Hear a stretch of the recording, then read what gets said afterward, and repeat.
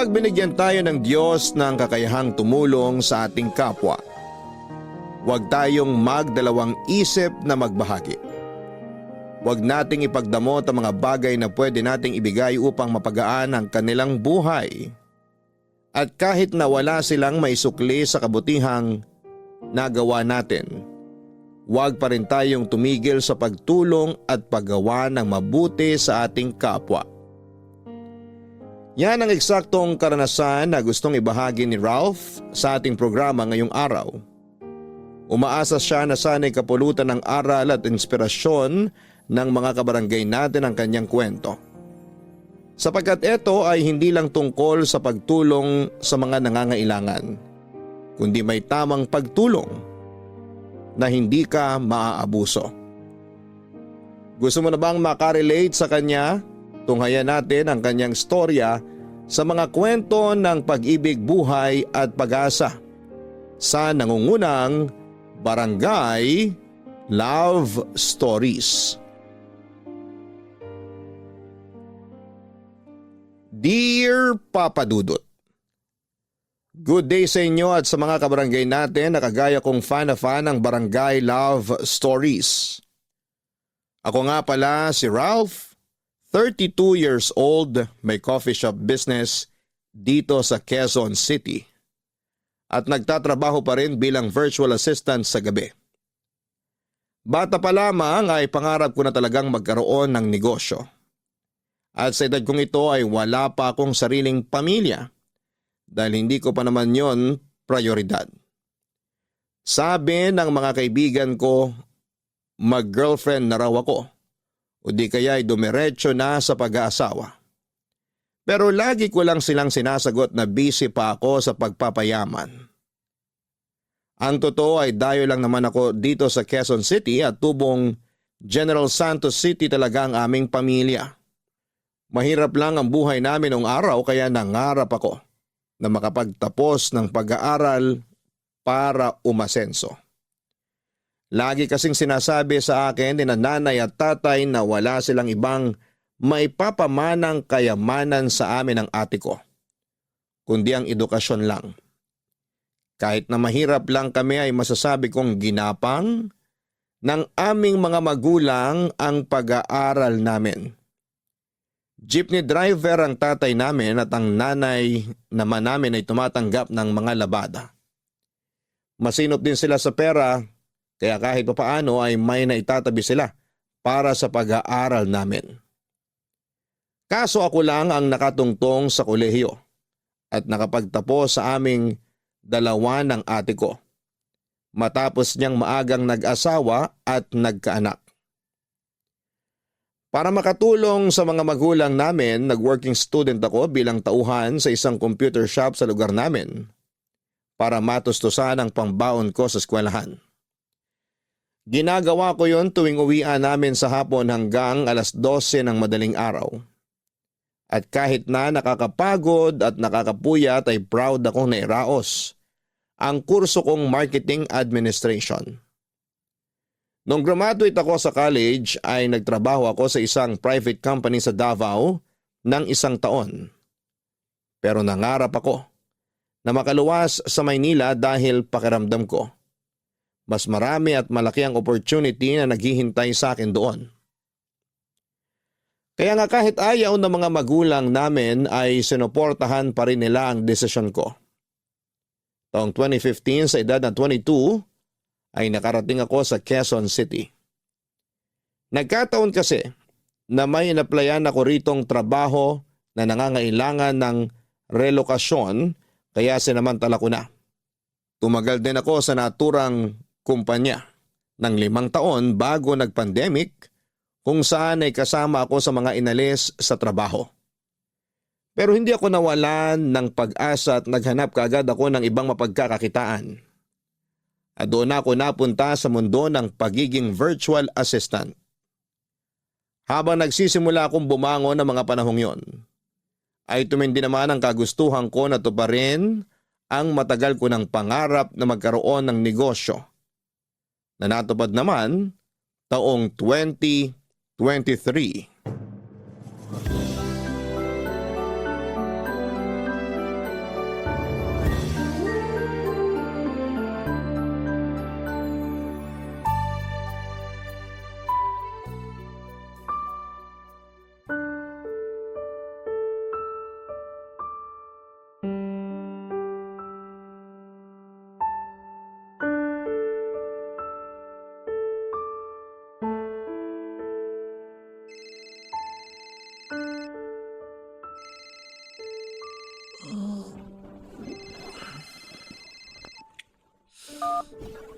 Hello? Hello, Ralph? Sino to? Anong sino to? Ako to, yung ate mo. Ay, sorry ate. Kagigising ko lang eh. Wow, tanghaling tapat na ngayon ka palang gigising. Iba talaga kapag mayaman na. Ayos lang kahit tanghaliin ng gising at hindi masyado magbanat ng buto. Ano ka ba? Hindi ako mayaman. Kaya ako tinanghali ng gising kasi napuyat ako sa trabaho ko kagabi. Sus, maniwala ako sa'yo. Baka ini-eme mo lang ako ah. Anong ini-eme? Chinacharot, niloloko. Baka sinasabi mo lang na nagtatrabaho ka sa gabi para yun ang paniwalaan namin dito sa probinsya. Pero ang totoo, pag gimmick-gimmick ka na lang. Yun ang totoo. Napuyat ako dahil sa trabaho. Bakit naman ako magsisinungaling sa inyo? Baka kasi akala mo na hindi pa namin alam ni nanay at tatay dito, isama mo na rin yung iba nating kamag-anak na nakapagbukas ka na ng negosyo dyan sa Manila. Ayaw mo lang ipaalam sa amin na big time ka na at asensado. Unang-una, di ko naman tinago sa inyo na may negosyo na ako dito. Alam nyo naman na matagal ko ng pangarap yun, di ba? Ipinangalan ko pa nga kina nanay at tatay yung coffee shop ko eh. Pangalawa, may binabayaran ako mga tauhan at renta ng pwesto. Kaya kailangan ko pa rin magtrabaho. Kabubukas pa lang ng coffee shop ngayong taon. Hindi pa masyado kumikita yun. Kaya saan galing yung mga pinagsasabi mo na chinacharot ko kayo? Tsaka sinong big time? Para sabihin ko sa'yo ate, may mga binabayaran pa rin akong bills dito. Nagigipit pa rin ako. Kumpara naman sa buhay namin dito sa probinsya, nasa mas maayos sa kalagayan ka naman dyan sa Manila eh. Siyempre ang hirap-hirap kaya na may tinataguyod na mga anak. Buti ka nga solo mo lang ang pera mo, eh ako, wala lang ang pera. Kung meron man, hahatiin ko pa sa mga anak namin ang kinakasama ko. Uy, teka. Hindi naman tama na isumbat mo sa akin yung mga pinagkakagastusan nyo ng pamilya mo. Hindi ko naman sinusumbat. Pero nagkukumpara lang ako ng ganito, ganyan. Kaya wag na wag mong sasabihin na nagigipit ka. Kasi mas may gipit pa rin sa'yo at kami yun ng pamilya ko rito sa probinsya. Ay, bakit ka ba tumawag, te? Kung wala ka nang sasabihin, ibababa ko na to. Gusto ko pa matulog. Inaantok pa ako. Ha? Ay, ano kasi? Sige na ate, tsaka na tayo mag-usap. Mamaya na, para ka naman tanga eh. Wow, ako pa talaga yung tanga? Sino pa nga ba? Eh tayo lang naman magkausap dito. Bakit ka nga kasi tumawag? Ito naman eh, masyadong mainipin. Ano nga kasi? Inaantok na ako, bababa ko to. Uutang sana ako. Ano? Ano ba yan? Ulit-ulit naman eh. Sabi ko, uutang sana ako. Kasasabi ko lang na marami rin akong gastos dito, di ba? Oo nga. Pero may inaasahan ka naman pera na susweldohin dyan sa trabahong sinasabi mo. Idagdag mo pa yung negosyo mo. O di ba? Tiba-tiba ka rin eh. Ang labo ng katwiran mo. Hindi nga ako tiba-tiba dito. Hindi raw. Ganun na rin yon. Kaya pautangin mo na ako kasi sobrang gipit kami ngayon. Alam mo ba, sunod-sunod kami nagkasakit ang mga pamangkin mo. Ubo, sipon, tsaka lagnat. Hawa-hawa na. Wala na rin kaming bigas na maisasaing. Kaya lalo ko nangangayayat eh. Yung kinakasama ko naman sakit ang ulo pa rin. Tapos yung iba mong pamangkin ay sarili lang iniisip. Kulang na lang mapanot ako sa konsumisyon. Kaya maawa ka naman sa akin na ate mo. Ibabalik ko naman sa iyo yung perang uutangin ko eh. Alam ko na pinaghirapan mo yun. Sige na Ralph, pautangin mo na ako. Ay, ano pa nga bang magagawa ko? Alam ko naman hindi mo ako titigilan hanggat di kita pinauutang eh. Wala lang talaga ako malalapitan. Kapag sa iba naman ako umutang, itutubuan nila ng malaki. Kaya imbis na makabayad ako agad, lalo kong nalulubog. Kaya parang awa mo na. Pagbigyan mo na ako. Palibasa, alam mo na hindi kita matitiis. Salamat talaga Ralph. Hulog ka ng langit.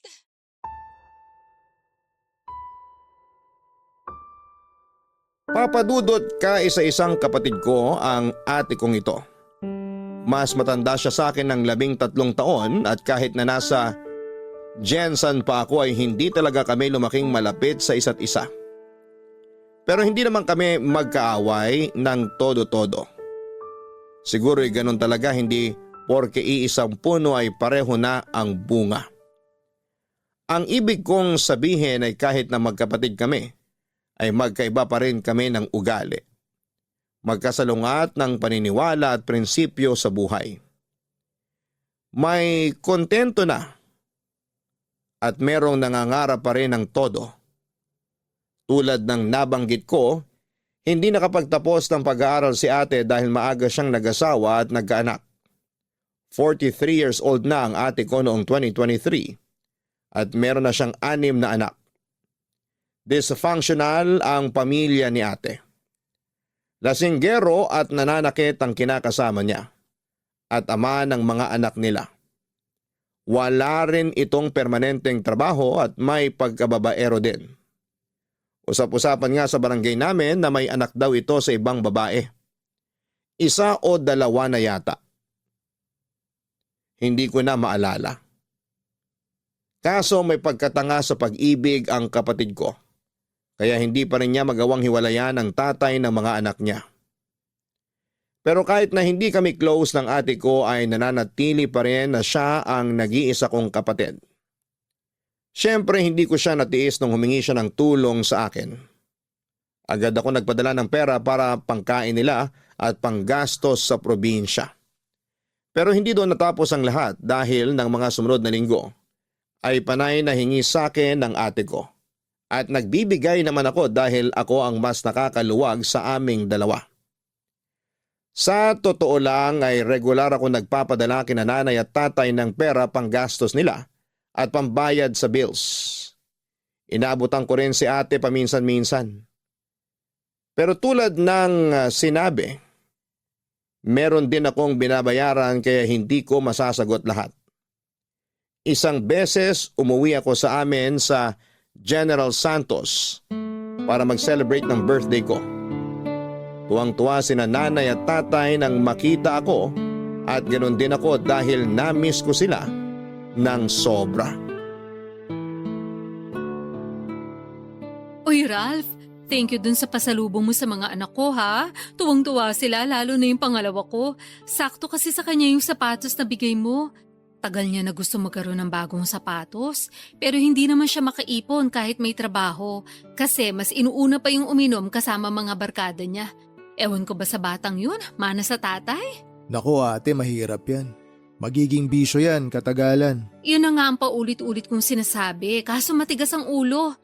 Hindi na raw siya bata para pagsabihan ko pa kasi alam naman daw niya yung ginagawa niya. Ilan taon na ba ulit yung pangalawa mo? 24. Sunod-sunod lang naman yan sila. 25 na yung panganay ko, tapos 20 anyos naman yung bunso. Si Janice yung nag-aaral, tama di ba te? Siya na lang yung nag-aaral sa mga anak mo? Oo, patapos na siya ng senior high school ngayong taon. Buti mayroon pa sa mga anak mo na desididong mag-aral, na gusto makapagtapos. Akala ko lahat sila gusto na magtrabaho eh. Tapos yung iba nagtatrabaho nga, pero hindi pa rin regular na nakakatulong sa bahay.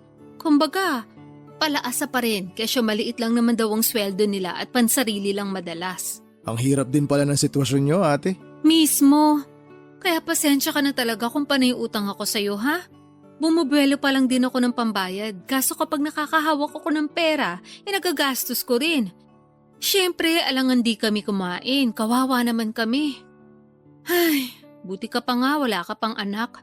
Kaya sa'yo lang napupunta yung sweldo mo. Marami rin akong pinagkakagastusan, kaya hindi ko rin nasusolo yung sweldo ko. Nasabi ko lang naman yun kasi tingnan mo ko. Naturing nga maraming anak pero karamihan pulpol at hindi naman maaasahan. Parang ang malas-malas ko sa mga anak ko.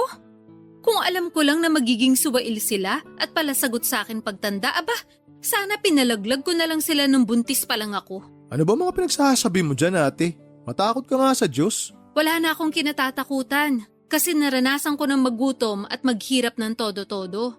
At saka kung totoong may Diyos, bakit ganito kamiserable ang buhay namin? Bakit di ako binigyan ng mga anak na hindi ko naman pala makakatulong sa buhay? Pati na rin kinakasama, sakit sa ulo. Sakit din sa bulsa dahil wala ring maayos na pinagkakakitaan. Pero di ba choice mo naman yan? Anong choice ko? Na magrebelde ka na nanay at tatay nung araw. Hindi ka pumapasok sa eskwelahan para makipagkita ka sa boyfriend mo noon. O at least kayo'y nagkatuluyan ngayon. Di ba mas ginusto mo naman na mag-asawa na lang agad kesa magtapos ng college? Kasi ang dahilan mo gusto mo na lang magtrabaho. Inaani mo lang yung mga tinanim mo noon. Sobra ka naman. Nakaraan na yun eh. Bakit ang hilig mo pang ungkatin? Hindi ko naman inuungkat. Sinasabi ko lang. Kasi nagawa mo pang sisihin ng Diyos sa maling choices mo sa buhay. Eh ikaw naman lahat na may kasalanan kung tutuusin. Oy! Grabe ka na talaga sa akin ha. Baka nakakalimutan mong ate mo pa rin ako. At 13 taon pa rin ang tanda ko sa'yo. Hindi porket nakapagtapos ka ng pag-aaral, may sariling negosyo at asensado, may karapatan ka ng panghimasukan ng buhay ko. Buhay ko to, choice ko to. Kaya nga, alam ko, buhay mo yan, choice mo yan. Sorry, pero nagsasabi lang naman ako ng totoo. Pumreno ka pa rin kasi nakakasakit ka na eh. Ikaw nga hindi kita pinakikialaman sa mga choice mo. Oo na, sige na, pepreno na sa susunod. O mabalik tayo kay Janice. Yung bunso ko, alam mo, pangarap niyan makapagkolehiyo. Kaso wala naman kaming pantustos sa pag-aaral niya. Sabi nga ng ama niya, tumigil na siya sa pag-iilusyon na makakapagtapos pa sa college. Mas mabuti niyang gawin magtrabaho na lang pagka-graduate. Ayos parang hindi niya anak yung kausap niya kung makapagsalita siya. Tsaka sobra naman yung nag-iilusyon. Buti nga masipag yung bata Gustong gusto makapagtapos ng pag-aaral. Ganun talaga pag hindi nakatungtong sa eskwelahan. Bopols. Pero ayun nga, gustong-gusto talaga ng pamangkin mo na mag-aral. Idol ka niya Gusto ka niyang tularan pagdating ng panahon. Yun bang asensado sa buhay? Alam mo masipag mag-aral yung anak ko Pwede mo ba siyang tulungan na matupad yung pangarap niya na makapagkolehiyo? Sige na, pag-aralin mo naman yung pamangkin mo. Papadudot bunso sa 6 na magkakapatid si Janice at siya lang ang nag-aaral sa kanila ng panahong yon. Bulakbol kasi ang ibang mga anak ni ate at kahit na anong paalala sa kanila ni nanay at tatay na mag-aral ng mabuti, ay nauuwi pa rin sila sa paglalakwatsa. Lahat ng mga pamangkin ko liban kay Janice ay nagtatrabaho na kasi sinabi raw sa kanila ni ate na kung hindi rin naman sila mag-aaral ay mabuti pang magbanat na lamang sila ng buto para makatulong sa kanilang pamilya. Kaso hindi ko akalain na may mas ilalala pa pala ang iba kong mga pamangkin. Ramdam ko ang stress ng ate ko pero naisip ko na ganon din naman siya noong kabataan niya sa mga magulang namin. Sa kabila ng lahat ay napag-isip-isip ko rin na butit meron pa rin kahit isa sa mga anak ni ate ang interesado at porsigidong mag-aral at yun nga si Janice. Kaya hindi na ako nagdalawang isip na tulungan siya. Papadudot kong ilalarawan ko ang pamangkin ko ay masasabi kong mahiyain siya at matipid magsalita. Ganon daw talaga ang ugali niya ayon sa ate ko. Nang dumating nga ako sa amin ay mabibilang ko lamang sa mga daliri ko sa kamay ang pagkakataon na nag-usap kami. Puro pa yun small talk tulad ng maiksing kumustahan lang. Pero naiintindihan ko naman dahil noon lang din kami nagkita, papadudot. Sa kabila ng lahat ay inoobserbahan ko ng mabuti si Janice at base naman sa nakita ko ay desidido talaga siya na makapag-aral. Bukod doon ay lagi rin siyang binibida sa akin ng ate ko. Kaya naman habang tumatagal ay mas nakumbinsi ako na tulungan ang pamangkin ko na makapag-aral. Hindi naman ako mayaman pero sa aming dalawa ni ate ay ako ang mas nakakaluwag. Turo sa amin ng aming mga magulang na tumulong, lalo na kung meron kaming kakayahan. Kaya bago ko bumalik sa Maynila, ay nagabot ako ng pera sa ate ko, pang-enroll ng aking pamangkin. Buti ate, napapunta mo si Janice dito para personal kami magkausap. Nga pala, marunong ba siya magtagalog? Huwag kang mag-alala, marunong magtagalog yun. May hilig yun sa mga teleserye ng GMA. Doon siya natuto, pati yung tono. Pero okay lang din kung sakaling hindi. Marunong naman ako Huwag na! Tsaka para masanay na rin siya. Hello po, Ma. Hello po, Tito Ralph. Oh, andito ka na pala. Halika, tabihan mo ako rito sa upuan. Sige po. Nak, mag-thank you ka sa Tito Ralph mo. Dali. Bakit po? Kasi nga pumayag na siyang pag-aralin ka sa kolehiyo. Talaga po? Hindi niyo ako niloloko? Siyempre hindi. Di ba, Ralph? Sabihin mo nga rito sa anak ko, mukhang hindi naniniwala sa akin Totoo po ba yun, Tito? Oo. Naobserbahan ko kasi na masipag ka mag-aral. Tsaka laging sinasabi ng mama mo na gustong-gusto mo raw makapag-college. Gustong-gusto ko po talaga. Kaya nga nung sinabi sa akin nila mama at papa na wala silang pampaaral sa akin, nalungkot po talaga ako. Alam mo naman mahirap lang ang buhay natin, di ba? Sana naiintindihan mo na yun. Tsaka kayong lahat ginagapang naman namin kayo ng papa nyo. Hindi lang talaga tayo tinatamaan ng swerte. Puro lintik at kamalasan tumatama sa atin. Sawing palad, kumbaga. Kaya nga inawitan ko tong tito mo na baka pwede kanyang tulungan na makapag-aral sa kolehiyo. Buti pumayag siya kasi malaking bagay yun. Kaya ano pang hinihintay mo? Mag-thank you ka sabi. Opo ma, thank you po Tito Ralph. Malaking bagay po yung tulong nyo. Pangako, aayusin ko po ang pag-aaral ko para matuwa naman kayo.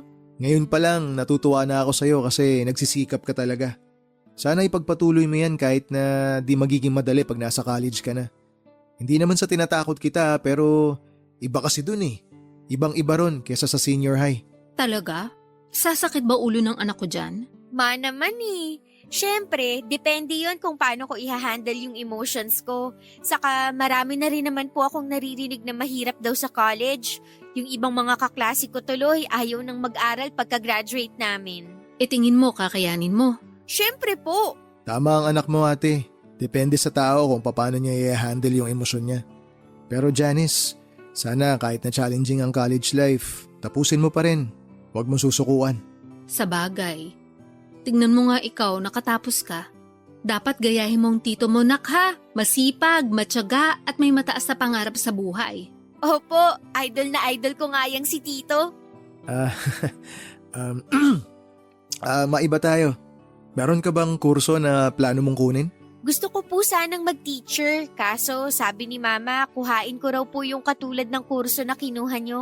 Tama naman. Kasi dyan yumaman ng tito mo. Si ate naman paulit-ulit eh.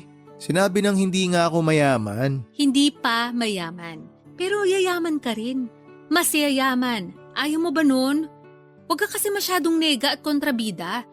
Dapat kahit hindi pa, sinasabi mo mayaman ka na para lalo magkatotoo. Gayahin mo ko. Lagi kong sinasabi sa mga kamag-anak natin na maayos ang pamilya namin ang kinakasama ko. Na maswerte ako sa mga anak ko. Hindi pa nga lang nagkakatotoo pero alam ko papunta na rin yun doon. Ay nako, ibang klase ka talaga mag-isip. Siyempre, bihira lang magkaroon ng utak na ganito sa akin, no?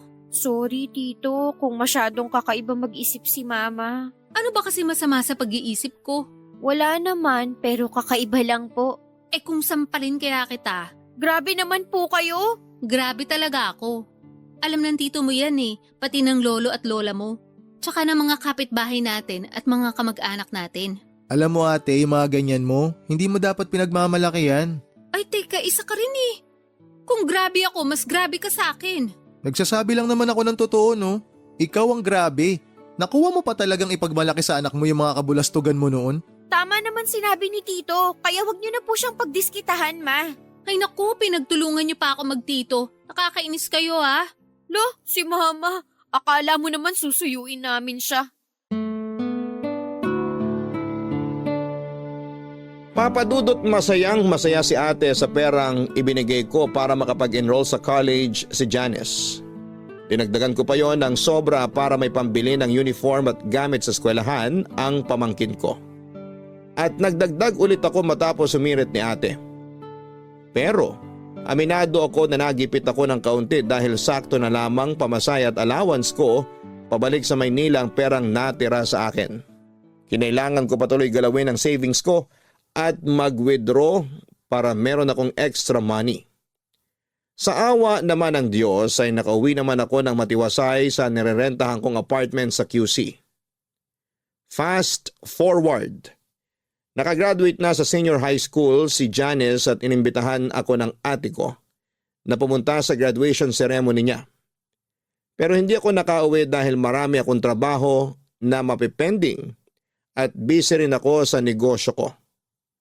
Pero nag-send naman si ate ng picture ni Janice sa messenger. Nakuha nung graduate siya, kaya masaya pa rin ako. Nag-reply ako ng congratulations sabay hirit ni ate na kung pwede raw regaluhan ko ang pamangkin ko kasi wala naman daw itong natanggap na graduation gift. Pero wala naman akong maisip na pwedeng iregalo para kay Janice kaya sa huli pinera na lamang ni ate. Siya na lang daw ang bibili ng regalo para sa anak niya at sasabihin niyang galing sa akin. Mabilis na lumipas ang isang buwan, isang hindi inaasahang tawag ang natanggap ko mula sa pamangking kong si Janice Papadudut.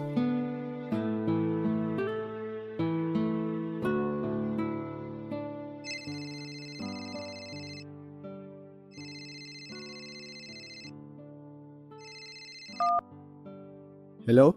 Hello, Tito? Oh, Janice, napatawag ka. Opo pasensya na kayo kung naistorbo ko kayo. Baka lang may ginagawa kayo. Wala naman akong ginagawa. Bakit ka napatawag? Nahihiya po ako pero wala na akong choice kundi lumapit sa inyo at magsabi. Anong problema? May nangyari ba? Opo, meron po. Ayaw nga sabihin ni Mama kasi baka raw magalit kayo kaso kasalanan naman niya. Sige na, sabihin mo sa akin. Ano ba yun? Tungkol po yun sa pag-aaral ko sa college. May nahanap na nga akong university na papasukan ko. Kaya lang, atrasado pa po ako kung makakapag-enroll ako on time. Anong ibig mong sabihin? Paanong atrasado? Di ba nag-iwan na ako sa mama mo ng perang pang-enroll mo bago ako bumalik dito sa Manila? Yun nga po, kaso nagastos ni Mama yung pera. Ano? Nagastos niya? Sorry po, ayaw nga niyang ipasabi sa inyo kasi baka raw magalit kayo. Gagawa na lang daw po niya ng paraan kaso hanggang ngayon wala pa siyang nauutangan. Malapit na po yung enrollment ko. Natatakot ako na baka hindi matuloy pag-aaral ko tapos magalit kayo sa amin. Teka, sandali. Ano munang ginawa ng mama mo dun sa perang binigay ko na pang-enroll mo sana?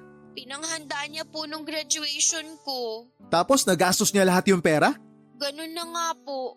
Tuwang-tuwa kasi siya dahil may nakagraduate na raw sa pamilya. Proud na proud siya sa akin. Nagpalitsyon po siya at kulang na lang pakainin niya yung buong barangay. Hindi ko lang po akalain na mauubos niya pati yung pera na pang-enroll ko. Ay, si ate talaga kahit kailan masyadong pabide. Kilala niyo naman po si Mama, di ba? Ugali niya talaga yon lalo kapag may nahawakan siyang pera. O tapos ngayon, mamomroblema kayo. Pati ako damay pa rito. Nagalit nga po ako sa kanya, pero sabi niya, wag ko na raw sabihin sa inyo kasi gagawan na lang niya ng paraan. Kaya lang, wala pa raw pong nagpapautang sa kanya. Tapos malapit na nga ang enrollment ko. Di bale, huwag ka na mag-alala. Pwede naman kitang bigyan ulit ng pang-enroll mo eh. Pero gusto ko ikaw na humawak ng pera. Napakabulagsak kasi talaga ng mama mo eh. Nakakabuwisit. Opo, Tito. Sorry po ulit kasi nadoble pa yung gastos nyo. Hiyang-hiya po ako pero wala naman po akong malapitan. Hayaan mo na yon. Na-appreciate ko nga na nagsabi ka sa akin. Tama rin na nilapitan mo na ako agad. Hindi mo na pinatagal kesa naman di ka nakapag-enroll. Gusto ko talaga na tulungan ka sa pag-aaral mo. Sabi ko nga sa'yo noon, naoobserbahan ko na masipag ka mag-aaral tsaka determinado ka na makapagtapos. Ituloy mo lang yan. Sigurado ako na malayo mararating mo sa buhay oras na may hawak ka ng diploma. Yun nga po yung nasa isip ko palagi na mas marami ang oportunidad na magbubukas sa akin kapag nakagraduate na ako sa pag-aaral. Ayoko po na gumaya sa mga kapatid ko na mga tinamad na lang mag-aral at nagtrabaho na lang. Tapos hindi rin naman nakakatulong kina mama at papa. Pangarap ko rin po na tumulong sa pamilya namin para kahit paano makaahon kami sa kahirapan. Nakikita ko kasi sa'yo yung kabataan ko nung araw. Ganyan-ganyan ako kadeterminado na makagraduate. Kahit na mahirap, kahit na walang bilib sa akin yung mama mo nun, nagpatuloy pa rin ako. Ginawa ko na lang inspirasyon yung lolo't lola mo para abutin yung mga pangarap ko. Kaya sana ganun din yung gawin mo. Opo, pangako ko po sa inyo na hindi ko sasayangin yung tiwala niyo sa akin. Mag-aaral po ako ng mabuti para maibalik ko lahat ng mga tulong niyo sa akin. Mag-aral ka para sa sarili mo, para sa mga pangarap mo. Pagtuunan mo ng pansin kung paano ka makakapagtapos. Magsikap ka. Wag mo na munang masyadong isipin kung paano mo maibabalik sa akin yung tulong na ibibigay ko sa'yo. Hindi naman po pwedeng hindi ko yun isipin. Siyempre, nakakahiya pa rin po. Kung tutuusin, hindi nyo naman po ako responsibilidad. Pero nang dahil sa pangarap ko, naobliga pa kayong tulungan ako. Wala namang kaso sa akin yun. Pamangking kita eh. Pamilya tayo. Turo sa amin ng lolo't lola nyo na kung meron kaming kakayanan na tumulong, huwag kami mag-alinlangan. Salamat po talaga. Napakaswerte ko dahil meron akong mabait na tito.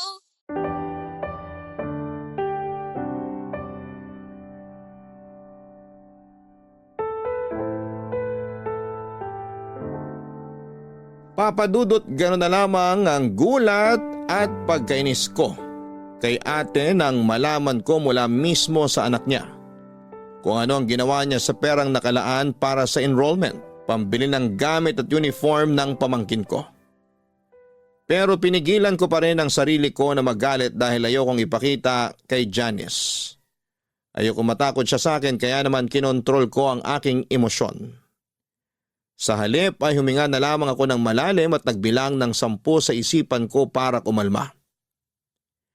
Pagkatapos ng pag-uusap namin ng pamangkin ko ay naisip ko na parang hindi ko namang kilala ang ate ko na may pagkagastador at ugaling mahilig magpabida sa mga kamag-anak namin at kaibigan niya. Kaya nga hindi siya nakakaipon dahil mahilig siyang bumili ng kung ano-ano. Hindi talaga siya magaling humawak ng pera at hindi rin naman niya gustong matuto, papadudot. Noong taong ding yon ng 2023 ay nagpadala ng picture sa messenger ko si ate tungkol sa registration form ni Janice sa college. Excited ako at masayang-masaya para sa pamangkin ko. Alam ko na hindi magiging madali ang college life niya. Pero nakahanda naman akong tulungan siya financially para mairaos ang kanyang pag-aaral. Alam ko kasi ang kahalagahan ng edukasyon at yon ang gusto kong tumatak sa isipan niya. Hindi nagtagal ay nagsimula na ang klase at noong mga sumunod na buwan ay napansin kong dumalas ng dumalas ang paghingi sa akin ng pera ni ate kesyo marami raw gastusin sa pag-aaral ang pamangkin ko. Alam ko na magastos sa college pero parang hindi na makatotohanan ang mga dahilan ng ate ko. Bukod doon ay hindi ko rin makausap si Janice dahil bigla niya akong blinak sa messenger. Kaya hindi niyo ako masisisi kung magdududa ako dahil meron ng reputasyon ng pagiging sinungaling ang ate ko. Isang araw ay naisip kong umuwi sa amin nang hindi pinapaalam sa pamilya ko. Gusto ko silang sorpresahin pero hindi ko akalain na ako pala ang masosorpresa. Kung di pa ako umuwi rito, di ko pa malalaman na buntis na pala si Janice. Pwede bang hinaan mo lang ang boses mo? Mamaya marinig ka ng mga kapitbahay natin, edi na chismis pa tayo. Buti pa sa mga kapitbahay may hiya ka, pero sa akin wala. Sobra ka namang magsalita. Bakit? Totoo naman eh. Sige nga, ipaliwanag mo. Kung may hiya ka talaga sa akin, kailan mo planong sabihin na buntis na pala yung anak mo? Sasabihin ko rin naman sa'yo, kaso bumubuelo pa ako eh. Baka magulat ka eh. Malamang, magugulat talaga ako. Sabi huwag kang sumigaw, natuturete ako sa'yo eh. Sa anak mong nabuntis, di ka natotorete? Dapat nag-aaral siya eh. Di sayang na ngayon yung pagkakataon. Imbis na makakatapos siya ng college, mag-aalaga na ng bata kasi nga magiging nanay na. Yun nga, hindi ko na nasubaybayan. Meron pala nakamabutihan dun sa eskwelahan. Tapos ayan na nga yun nangyari. Dapat kasi nabantayan mo yun. Paano ko malalaman yun? Sige nga. Bakit akong tinatanong mo? Dapat tanungin mo yung sarili mo. Kakausapin ko yung anak mo. Sa susunod na lang, stress yung anak ko eh. Huwag mo nang dagdagan. Ha? Paano siya na-stress? Ginusto niya yan tapos stress siya ngayon? Hindi kasi siya pinanagutan nung nakabuntis sa kanya. Tinakasan siya nung mokong na yun nung sinabi niyang buntis siya. Ay, anak naman talaga ng teteng oh. Kaya nga palipasin mo na. Sa susunod mo na lang kausapin pero wag mo namang pagalitan. Kawawa naman yung anak kong yun, baka mapano. Alam mo, kasalanan mo talaga lahat to ate. Paano ko naman naging kasalanan? Kasi masyado mong kinukonsinti yung anak mo. O yan tuloy kasi naging masyado kang maluwag. Naging masyado kang pabaya. Baka nakakalimutan mo na 20 anyos na siya, hindi na siya teenager. Tingnan mo kung gaano kabaluktot yung katwiran mo. Rason na pala ngayon yun. Porke 20 na, pwede na magbuntis. Pwede na maging ina. O ibabalik ko sa'yo yung sinabi mo. Baka nakakalimutan mo ate. Ako ang nagpapaaral sa anak mo. O paano ngayon yun? Di hinto siya sa pag-aaral. Tungkol sa bagay na yan. O bakit ka natigilan dyan? Ituloy mo yung sasabihin mo. Ang totoo, tumigil na si Johnny sa pag-aaral eh. Ayaw na raw niyang pumasok, gawa ng nahihiya na siya sa mga kaklase at propesor. Ano? Tumigil na pala yung anak mo sa pag-aaral eh. Ba't tuloy-tuloy ka pa rin sa paghingi ng pera sa akin? Sinasabi mo para sa pang-aral niya. Kasi nga, bumabuelo pa ako kung kailan ko sasabihin sa'yo yun nangyari. Tapos sabi ng pamangkin mo, nahihiya daw siya sa'yo. Kaya ka nga niya blinak sa messenger ba yun? Nakita raw niya na marami kang chat sa kanya kaya nataranta siya. Natakot din siya na magalit ka sa kanya. Siyempre, magagalit ako sa kanya. Pati na rin sa'yo. Ilang beses nyo na ako niloko? Binibilog nyo lagi yung ulo ko? Kakapal na mukha nyo? Sobra ka naman. Para naman sa pamangkin mo yung pera na hinihingi ko sa'yo. Sa palagay mo, saan ko kukunin yung pera na panggastos sa check-up at mga kailangan sa pagbubuntis ng pamangkin mo? Kung makapagsalita ka naman, akala mo hindi ka nakakasakit ng damdamin? Nasasaktan ka. Kasi masasakit yung mga naririnig mong salita sa akin. Ako, ano kayang nararamdaman ko ngayon? Ang hirap kasi sa'yo, damdamin mo lang yung palaging mahalaga eh. Nangyari na nga kasi. Buntis na yung anak ko. Ano pa bang gusto mong gawin ko? Gusto mo ba na ipalaglag na lang natin yung dinadala niya? O tapos ngayon hihiritan mo ako ng ganyan. Para ka naman tanga ate. Kilabutan ka nga sa mga sinasabi mo. Ikaw lang naman iniisip ko. Mukhang apektado ka sa nangyari. Ako nga na nanay niya kalmado lang. Iba talaga pag intindi mo sa mga bagay-bagay, no? Hindi mo talaga makuha kung saan ako nanggagaling? Kung bakit ako ganito ka-apektado? Sige nga, ipaintindi mo sa akin. Sige, ipapaliwanag ko sa'yo para makuha mo. Apektado ako kasi naniwala at nagtiwala ako kay Janice na mag-aaral siya ng mabuti dahil may pangarap siya na makapagtapos. Yun din yung lagi mo sinasabi sa akin eh, di ba? Na masipag yung anak mo, na gusto niyang umasenso, kaya gusto niya makapag-college. Na ako ang naglalabas ng pera sa lahat ng pangangailangan niya.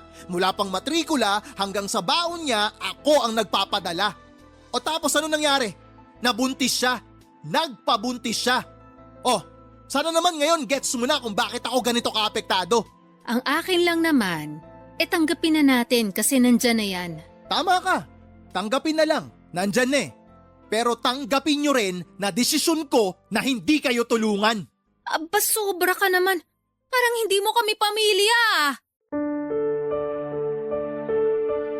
Papa Dudut, hindi ko akalain na ako ang masosorpresa sa pag-uwi ko sa amin sa Jensan. Noong nalaman kong buntis ang pamangking ko at tuminto na pala sa kanyang pag-aaral.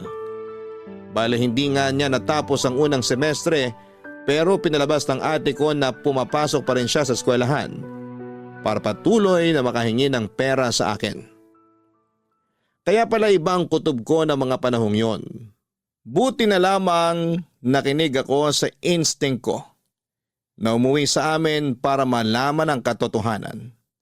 Magaling din kasing magtago ang ate ko kaya wala ring kaideya-ideya ang iba naming kamag-anak pati na sina nanay at tatay. Sobrang dismayado nga nila nung malaman ang nangyari pero sa huli ako pa rin ang pinalabas na masama ng ate ko matapos akong magdesisyon na tumigil na sa pagpapadala ng pera sa kanila. Sobra din ang pagkadismaya at frustration ko kay Janice kasi akala ko ay iba siya sa mga kapatid niya. Pero sa huli mukhang mas masahol pa siya dahil sa ginawa niya. Habang nasa probinsya ko ay ilag sa akin si Janice. Pero kitang-kita ko na walang pagsisisi ang pamangkin ko at mukhang nasa loob lang pala ang kulo niya. Sa huli nang nakabalik na ako sa Maynila ay nalaman kong pinagkalat ng ate ko sa iba naming kamag-anak na masama ang ugali ko porke nakakaangat na ako sa buhay. Pero dahil sa malayo naman ako ay pinilit kong huwag magpaapekto. Mabilis na lumipas sa mga buwan at nalaman ko na nanganak na si Janice at laking gulat ko nang binalita sa akin ni nanay na kinuha pa akong ninong ng anak ng pamangkin ko at imbitado pa talaga sa binyag noong baby. Ayoko sanang pumunta pero hindi na ako nakatanggi sa pakiusap ng nanay at tatay namin. Taong 2024 nang umuwi ulit ako sa Jensan para umaten sa binyag ng anak ni Janice. Buti naman, umuwi ka dito sa atin sa probinsya para umattend ang binyag ng baby ni Jen. Wala naman ako magagawa eh. Ayoko sana pero pinilit ako ni nanay at tatay. Ito naman parang hindi mo naman apo yung baby. Baka nakakalimutan mo, kadugo mo yun. Pamilya tayo. Tsaka pinangalan nga sa yung anak niya Ralph Adrian. O di ba? Magandang pakinggan. Hindi naman tungkol sa baby ni Janice yung rason kaya ayoko munang umuwi dito eh. Baka nakakalimutan mo. Siniraan mo ako sa mga kamag-anak natin. Pinagkalat mo na masama ugali ko dahil tumigil ako sa pagbibigay ng pera sa inyo. Salamat sa iyo hanggang ngayon ang sama ng tingin sa akin ng ibang kamag-anak natin. Yung kinakasama mo nga pinandilatan pa ako ng mata nung magkita kami kanina eh. Akala naman niya matatakot ako sa kanya. Malaki naman talaga mata nung kinakasama ko. Kaya pagpasensyahan mo na. Tungkol naman dun sa iba nating kamag-anak, huwag ka mag-alala. Kasi sinabihan ko na naman sila na hindi totoo yung pinagkalat ko tungkol sa'yo nun. Na nagalit lang talaga ako dahil tinigil mo yung pagtulong sa amin ng anak ko matapos mong malaman yung nangyari. Pero baka hindi pa rin sila nakaka-move on. Sabihan ko na lang ulit. Ay, sensya ka na talaga ha. Huli na nung na-realize ko na hindi mo naman talaga kami responsibilidad. Tsaka kami talaga yung may pagkakamali dun. Kung na-realize mo pala yan, bakit hindi ka man lang nag-sorry sa akin nun? Ha? Nahihiya ako. Parang hindi mo ko kilala. Hindi kaya ako nagsusorry. Talaga? Kailangan ko pa intindihin yung pride mo? Ayos ka. Tsaka ito na yung paraan ko ng pagsusorry. Alin? Ang gawin akong ninong ng apo mo? Kaya inimbitahan mo ako ngayon sa binyag? Oo, ayaw mo ba nun? Kilala kita. Nagawa mo na akong lokohin nun para makahingi ka sa akin ng pera. Ayoko sanang isipin na kaya mo ako kinuwang ninong ng apo mo para may dahilan ka na naman na huthutan ako. Sobra ka naman sa huthutan? Akala mo naman napakalaki ng perang binigay mo sa akin nun? Hoy, malaki yon kapag pinagsama-sama. Tsaka akala mo ba pinupulot ko lang sa kalsada yung perang pinadadala ko sa'yo? Para lang alam mo dugot pawis ko yon. Pinaghihirapan ko ang bawat sentimo na kinikita ko. Pero ikaw, lagi ka lang nakatanghod, hingi ka lang ng hingi, utang ka lang ng utang. Kaya di mo ako masisisi kung hanggang ngayon masama pa rin loob ko sa'yo. Matagal na yun eh. Hindi pa ba ako absuelto sa kasalanan ko? Parang hindi ako ate Huwag ka namang ganyan. Ayos hiningi mo pa na irespeto kita bilang ate. Pero ako nga hindi mo ako matrato na parang kapatid. ATM ang tingin mo sa akin na magluluwa ng pera tuwing may kailangan ka. Nasasabi mo lang yan kasi mas maluwag pasok ng pera sa'yo kaysa sa akin. Pero pag ikaw nasa posisyon ko, sigurado maiintindihan mo na kahit mali magagawa ng isang nanay para sa mga anak niya. At saka nagsisi naman na yung anak ko Sa lagay habang buhay mo na lang ba siyang pag-uusigin? Hindi ako galit sa anak mo. Mas galit ako sa'yo. Sa anak mo, dismayado ako. Di siya naging maingat. Matagal na nga yun, huwag ka namang ganyan. Kung makapagsalita ka parang hindi ka nagkakamali Hoy, kung usapang pagkakamali, hindi dapat ako tinatanong mo. Tanungin mo dapat ang sarili mo. Sinikap ko talaga na hindi gumaya sa'yo, na mag-asawa ng maaga at magkaroon agad ng pamilya. Edi ikaw ng perpekto. Hiyang-hiya naman ako sa'yo. Ewan ko sa'yo ate, wag mo na nga ako pinagkakausap. Tumatanda kang paurong. Kailan ka kaya magmamature? Excuse me, matured na ako no? Talaga? Asa ka? Nakakasakit na talaga ng damdamin yung mga sinasabi mo sa akin Yan, buti naman nasasaktan ka. Ibig sabihin, hindi ka pa manhid. Tsaka wag mo asahan na magsusorry ako sa'yo. Di ka nga marunong magsorry. Ay, sige na, alis na ako. Doon na ako kina nanay. Pagod na ako. Sandali lang naman. Ano ba yun? Huwag ka munang umalis. May sasabihin pa ako. Sabihin mo na yung sasabihin mo. Gusto ko na umuwi. Papadudot, gusto ko sanang maging casual lang ang pakikitungo ko kina ate at sa pamangkin ko noong umuwi ako sa Jensan. Pero bago ko humarap sa kanila ay nakiusap ang mga magulang namin na magbati na kami. Sinabi ni nanay na patawarin ko na raw si ate dahil nagawa lang naman niyang lokohin ako. Kasi desperado siya na makahingi ng pera na ginagamit din naman para sa pamangkin ko nung hindi ito panagutan ng nakabuntis dito. Aminado ako na nakonsensya ako nang putulin ko ang pagtulong sa kanila dahil sa galit ko. Kaya nga kahit naiilang pa ako noon nakausapin sina ate at Janice, ay sinantabi ko na lamang ang mga nangyari sa nakaraan. Muli kong binuksan ang puso ko para sa kanila lalo na at magkakadugo kami. Ayoko rin namang magkaroon ng kagalit sa katauhan pa ng sarili kong kapatid at pamangkin. Kaya nga pinakinggan at pinag-isipan ko ang bago nilang hiling sa akin na tulong tungkol sa paghahanap ng trabaho ni Janice sa Maynila. Papa Dudut, pinag-isipan ko ang sinabi ni ate na papasukin ko si Janice sa coffee shop ko.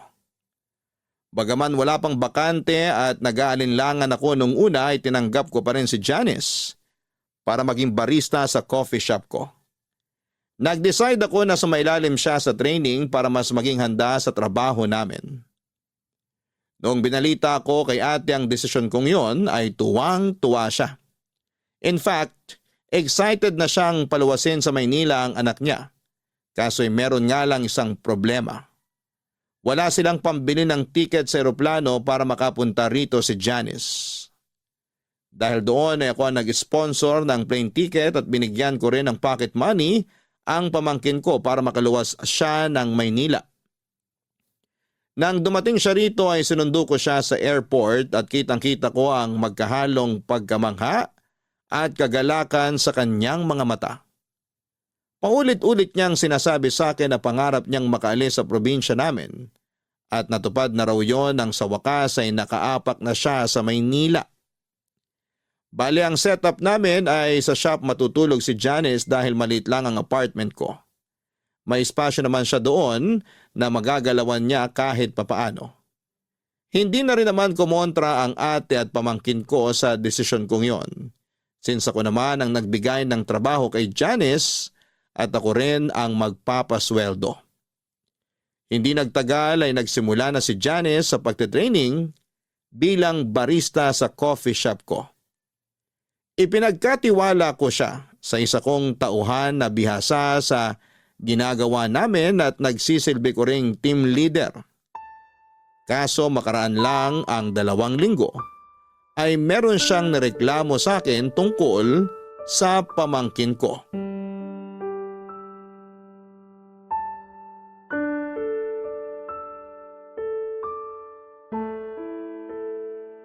Janice, lika.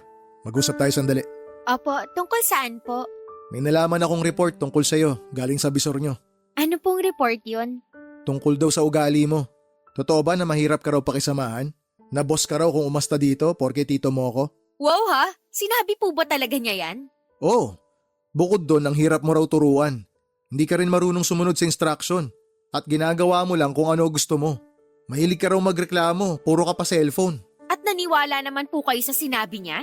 Nung una, syempre hindi. Kasi ayokong isipin na totoo yung mga sinasabi niya. Tsaka malaki ang tiwala ako sa'yo eh. Pamangking kita pero kailangan ko rin naman pakinggan yung mga empleyado ko at maging patas sa kanila. Kaya ang ginawa ko, pinanood ko yung CCTV footage nitong shop last week. At doon ko napatunayan na tama nga yung mga reklamo niya tungkol sa ugali mo. Sorry po, Tito. Ay, di ba nagkasundo na tayo nung umpisa pa lang na hindi kita tatratuhing pamangkin at hindi mo rin gagamitin yung pagiging magkamag-anak natin dito sa trabaho? Umuo ka. Sinabi mo pa nga na tama lang yun para maging patas sa iba. Bukod dun, ikaw ang bago dito. Kaya dapat hindi mo minamalditahan yung team leader nyo. Dahil sa ginagawa mong yun, parang lumalabas, binabastos mo na rin ako. Pal naman kasi yung team leader nyong yun. Masyadong sip-sip sa inyo, akala mo ko sino. Bakit? Tagapagmana nyo po ba siya? Ano sabi mo? Tinatanong ko kayo kung magiging tagapagmana nyo siya kasi wala naman kayong sariling anak, di ba? Anong koneksyon yan sa pagmamaldita mo? O baka naman may gusto siya sa'yo kaya gano'n na lang siya makasipsip. Hoy Johnny, sumayos ka. Saan ba pinagkukuha yung mga sinasabi mo? Sa obserbasyon ko lang naman. Akala nyo kayo lang ang marunong mag-obserba? Ako rin kaya. At yan ang mga nakikita ko. Masyadong sumbongera yung mga tauhan nyo, pero sipsip at plastikada naman. Akala mo kung sinong magaling, nagkakamali rin naman sila. Ako nga madalas nilang binubuli kasi baguhan lang ako. May isang beses na pinaglinis nila ako ng CR para may magawa raw ako. Tama ba yun? Bagong manicure pa naman ako noon, nasira lang tuloy mga kuko ko. Kailan nangyari yan? Sabihin mo, para ma-check ko sa CCTV. Hindi ko na matandaan. Basta nangyari talaga yun. Kung totoo ngang nangyari yan at pag napatunayan ko na binubuli ka nila, meron silang matatanggap na memo sa akin. Memo lang? Hindi nyo ba sila tatanggalin? Hindi ako pwede basta-basta magtanggal ng empleyado lalo't walang mabigat na dahilan. Tsaka may proseso yan. Kaya nga memo muna kasi first offense pa lang. Bukod doon, matagal na rin sila sa akin. Wala namang ganitong insidente bago ka dumating eh. Ibig sabihin, ako lang talaga panira rito? Wala naman akong sinasabing ganun. Ganon na rin yun eh. Sinasabi nyo na ako lang panira dito sa negosyo nyo. Grabe, ang unfair nyo naman hindi nyo naman kaano-ano yung mga yon. Ako kaya ang pamangkin nyo rito. Hindi ko nakakalimutan na pamangking kita, pero sana wag mo rin kalimutan na kailangan kong maging patas. Sana maintindihan mo rin na pagdating sa trabaho, hindi mo lang ako tito, boss mo rin ako. Kung yung team leader nyo hindi mo magawang respetuhin, paano ako makakaasa na re-respetuhin mo ako pag di ka nakaharap sa akin? Sinong may sabi na hindi ko kayo nire-respeto? Nire-respeto ko kaya kayo. Respetuhin mo rin yung mga katrabaho mo. Mahalin mo sila kasi kayo yung magkakasama dito. Mahalin at pahalagahan mo rin yung trabaho mo kasi pinagkakakitaan mo to eh. Kaya ka nga lumuwas dito sa Maynila para maghanap buhay. Para may padala ka sa anak mo sa probinsya. Alam ko naman yun. Hindi nyo na kailangang isumbat sa akin. Hindi kita sinusumbatan. Sinasabi ko lang sa'yo yung mga dapat mong gawin na dapat mong tandaan. Kasi nalilihis ka eh. Parang hindi mo ata naaalala kung bakit ka nagtatrabaho dito sa Maynila eh. Pinamumukha nyo na kayo ang nagpapasweldo sa akin. Na kayo rin ang nagbayad ng ticket ko sa eroplano para makapunta ako rito. Kulang na lang sabihin nyo sa akin ang kapal ng mukha ko dahil sa dami ng mga tinulong nyo sa pamilya namin. Siguro nga tama ako. Nagalit pa rin kayo sa akin hanggang ngayon. Kasi hindi ko tinupad yung pangako ko na magtatapos sa college dahil nabuntis ako ng maaga.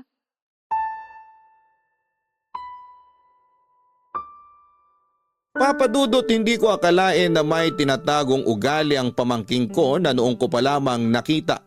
Ang bastos niya na sinasagot-sagot niya ako samantalang bilang boss niya ay pinagsabihan ko lang naman siya. Wala akong masamang intensyon at gusto ko lang maging patas sa mga tauhan ko. Ayoko na porke pamangkin ko siya ay hindi ko na siya sasawayin.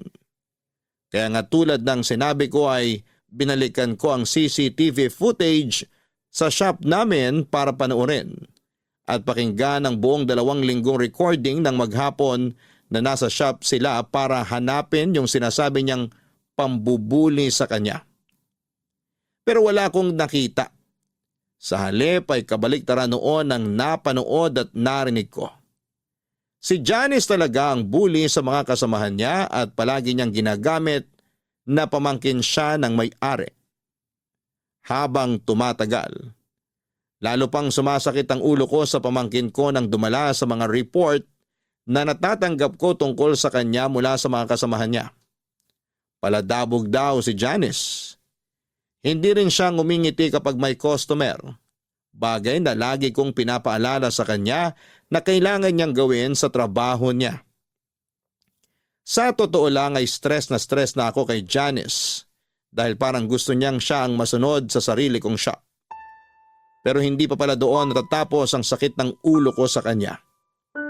Nang tumawag sa akin si ate, nagalit kesyo nakarating sa kanya ang balita na pinagsabihan at pinagalitan ko si Janice tungkol sa aming trabaho.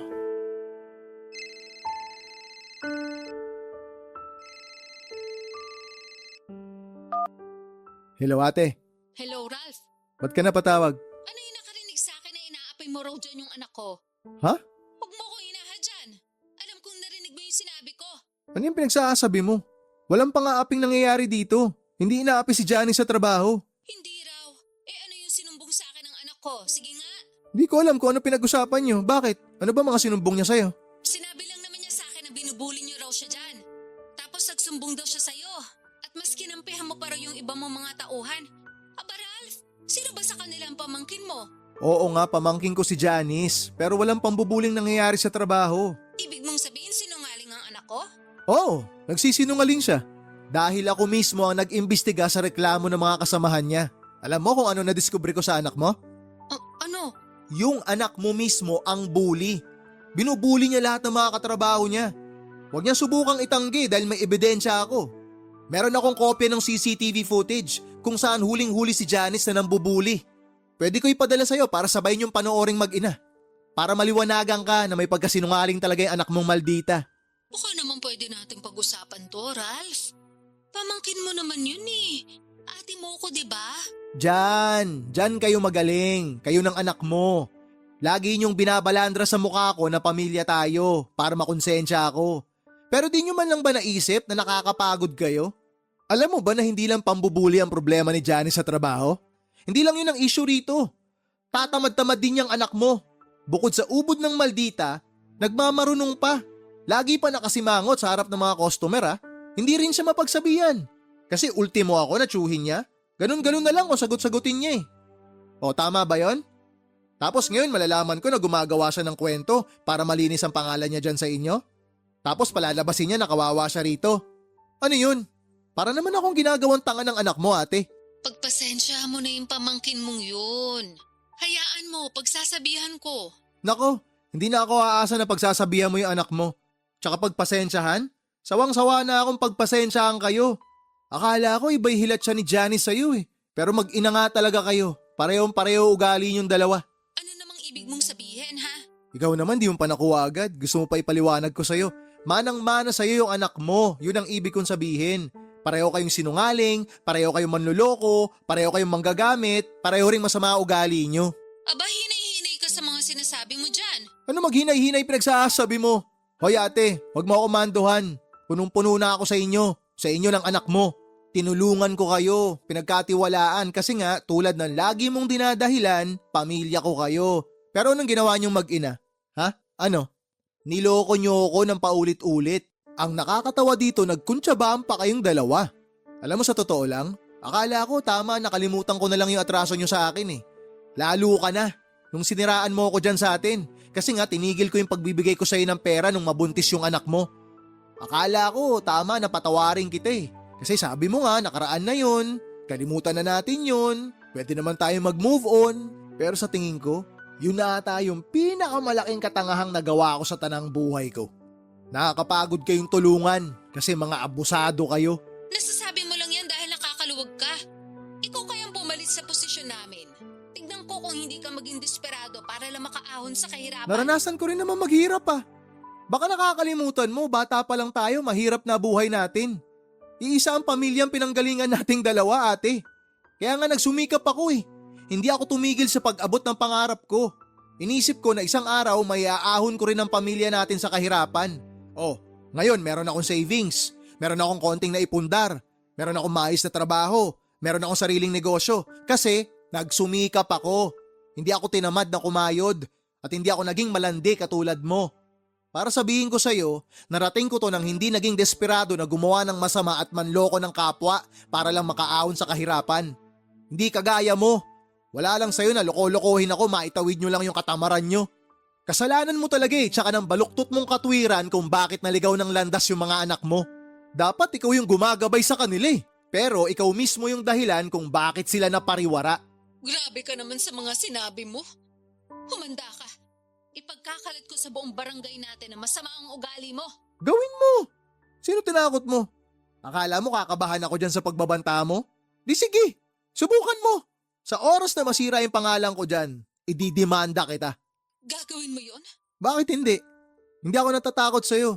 Oh, pinagbantaan mo ako, nasisiraan mo ako dyan sa atin. Tapos ngayon sinabi ko na didemanda kita, nagtatanong ka kung gagawin ko ba talaga. Para ka naman tanga kausap ate. Hindi lang kita pinapatulan noon, pero punong-puno na ako sa'yo ngayon. Napagod na ako sa pagtulong sa inyo, napagod na ako sa ugali mo. Kaya wag mo akong tinatakot kung ayaw mong may kalagyan ka. Sige na, bababa ako na to. May trabaho pa ako. Papadudot alam ko na mali na takutin ko si ate, pero ayoko namang isipin niya na palalagpasin ko lang ang ginawa ng anak niya. Saka binigyan ko naman ng tsansa si Janice na ayusin ang ugali niya pero hindi niya pa rin ginawa yon. Unfair sa iba niyang kasamahan na nagtatrabaho ng patas. Kaya nga nag-decide akong tanggalin na lamang siya sa trabaho at pauwiin sa Gensan. Bagay na hindi na nila tinutulan ng ate ko. Ako ang sumagot ng plane ticket ng pamangkin ko pabalik sa probinsya namin at simula noon ay nawala na ako ng amor sa kanila.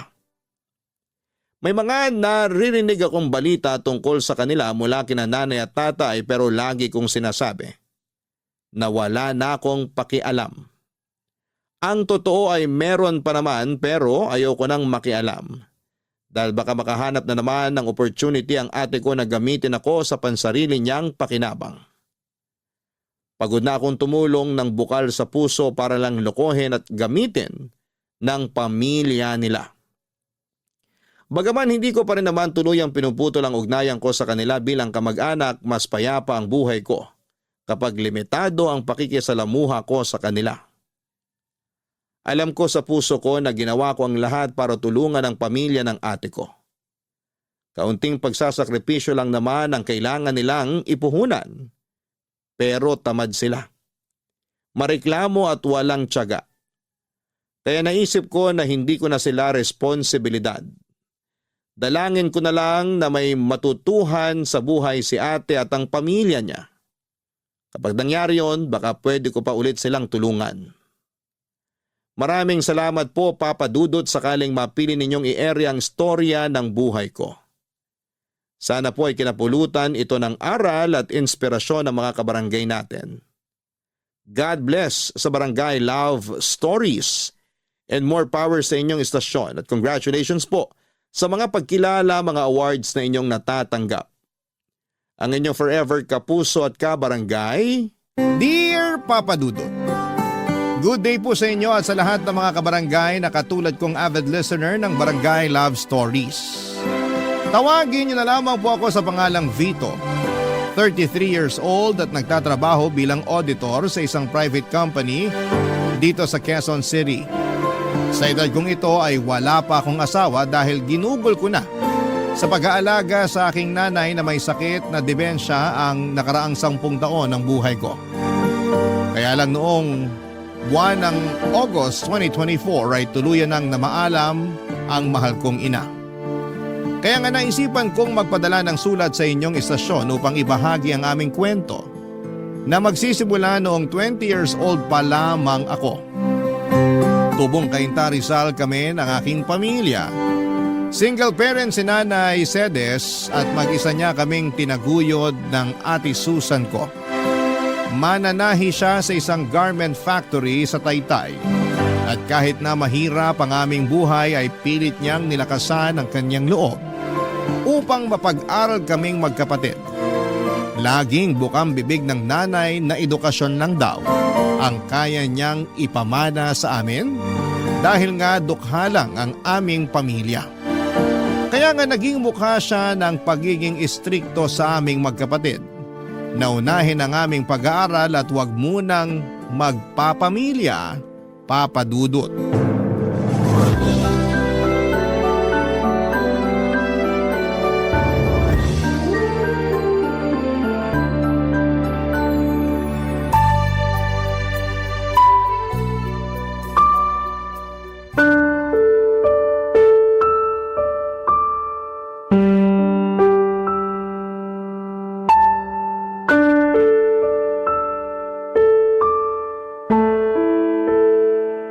Ano ba naman to, Vito? 2 major subject mo pa talaga yung 3? Tapos yung iba rito ay puro na 2? Sigurado ka bang makakagraduate ka nito? Opo, Nay. 5 naman po yung bagsak. Wala naman po akong 5 dyan.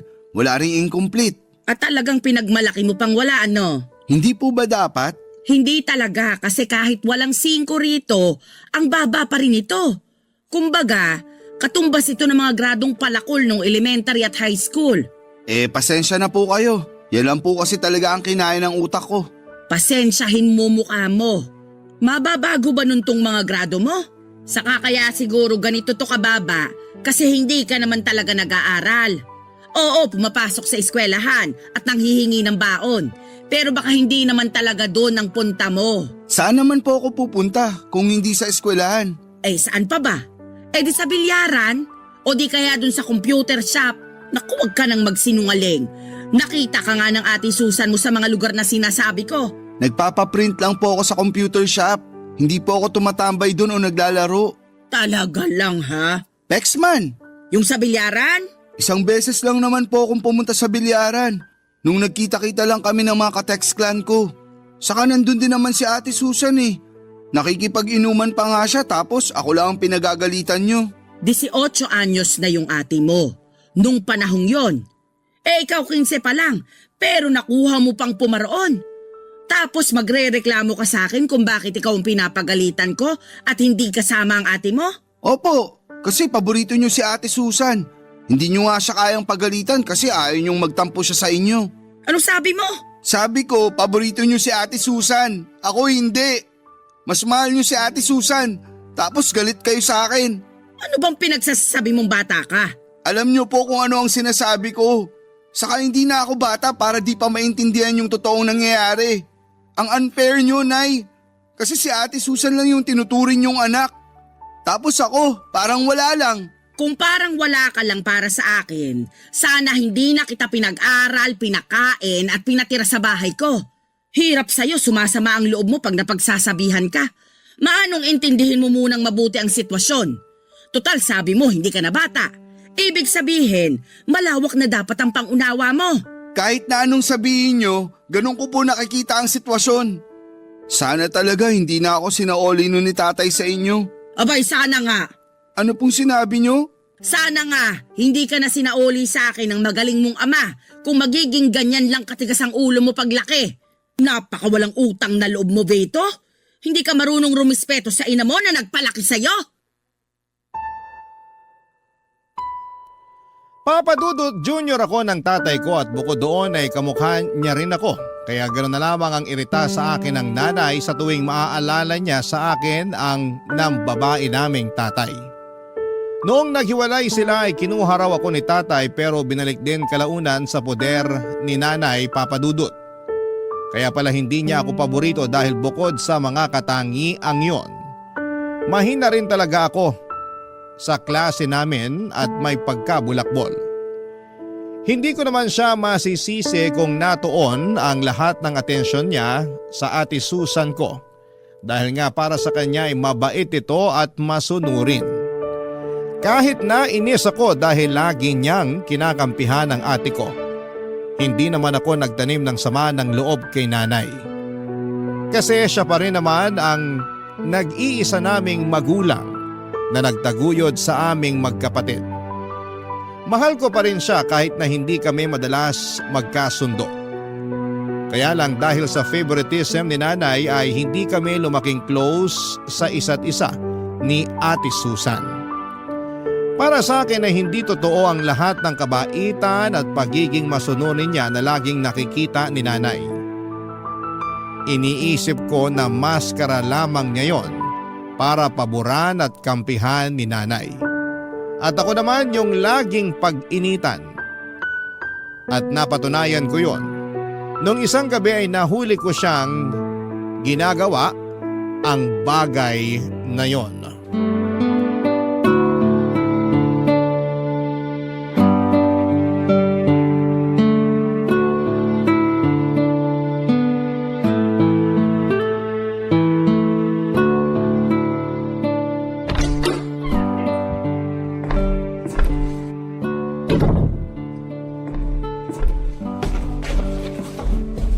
Bakit tumingin ka lang, Ate Anak Susan? naman ang tinapa, Vito. Bakit gising ka pa?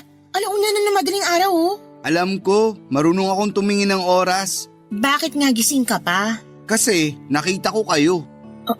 Ha? Nakita ko kayo nung kasama mong lalaki na nagalikan sa tapat ng bahay natin. Siguro boyfriend mo yun, no? Eh ano naman ngayon sa'yo kung oo? Lagot ka kay nanay. May boyfriend ka na. Bakit ako lagot? Eh nasa tamang edad na ako. Baka kung ikaw ang magka-girlfriend, ikaw pang malagot. Malamang, kasi paborito ka ni nanay kesa sa akin. Buti alam mo. Kaya kung ako sa'yo, itulog mo na lang yan. At bang kalimutan ingay mo na yun? lang yung nakita mo. Oh, bakit kising pa kayong dalawa?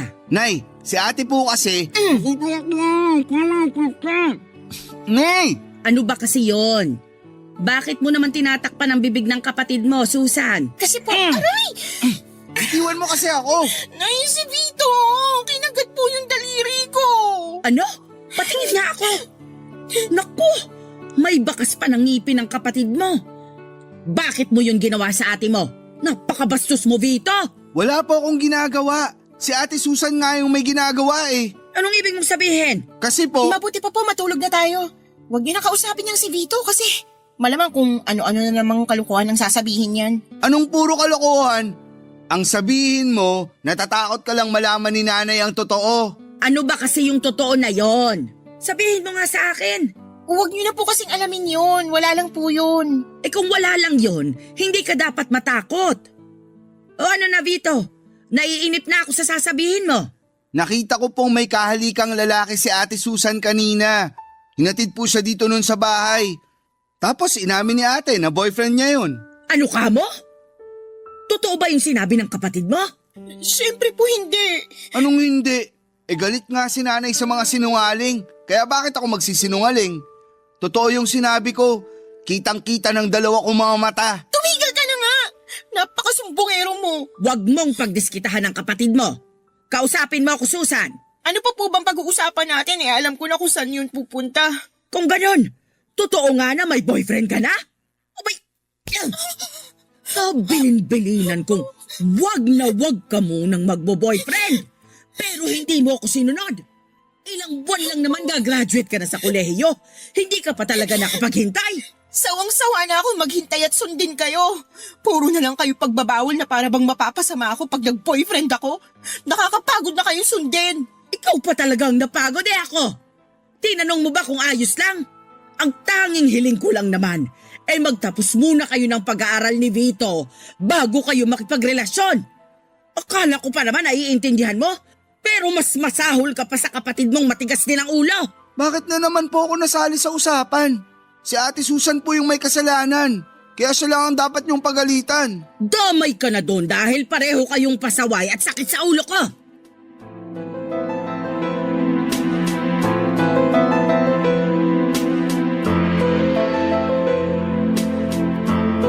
Papadudot ayaw talaga ni nanay na mag-boyfriend si Ate Susan dahil graduating na siya sa college. Saka 21 years old pa lamang siya noon.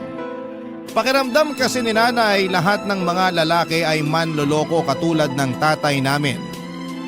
At para sa kanya ay agrabyado si Ate Susan dahil babae siya sakaling mabuntis, lokohin at iwan siya ng boyfriend niya. Bukod doon ay mahirap daw kasi kung may anak na kaya hanggat maaari unahin muna namin ang pag-aaral at pagtatrabaho. Kaya nga noong nahuli ko si ate na may kahalikang lalaki ay wala naman talaga akong intensyon na sabihin yon kay nanay.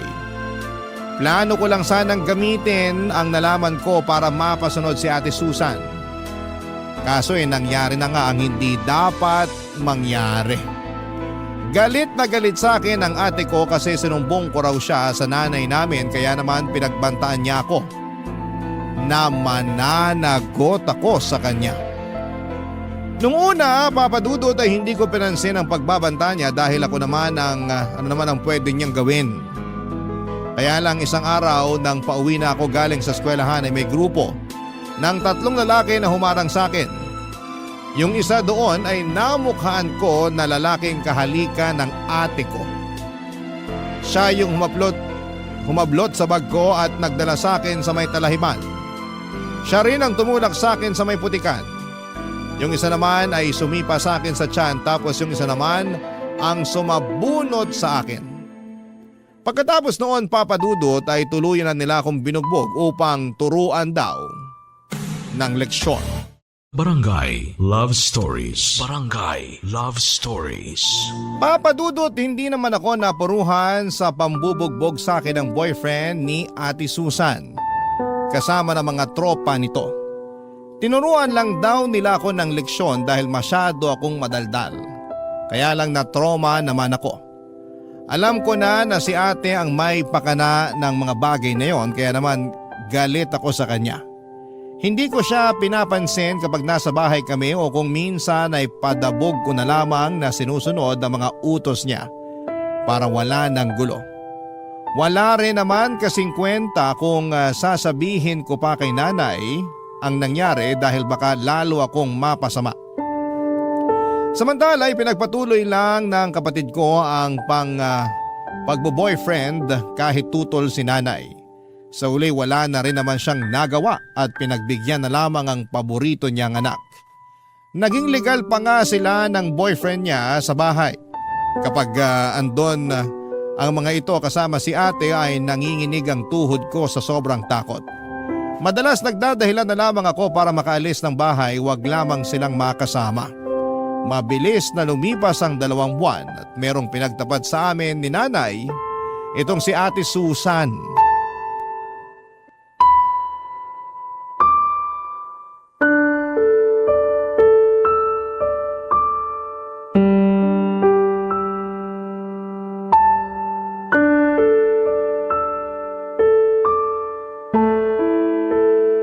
Nay, aalis na po ako.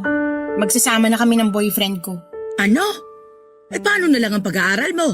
Ayoko naman talaga ng kurso ko eh. Kayo lang naman yung nagpumilit sa akin na kumuha ng business administration eh. Wala nga akong alam sa pagninegosyo. Kaya nga pinag-aaral kita para malaman mo. Saka yun yung kurso na siguradong may patutunguhan ka pagka-graduate mo. Ayoko nga po sabi nung kurso na kinuha ko. Kung gusto nyo, kayo na lang ang mag-aral. Anong sinabi mo? Alam ko narinig niyo yung sinabi ko. Hindi ko na po uulitin. Pinag-aral kita.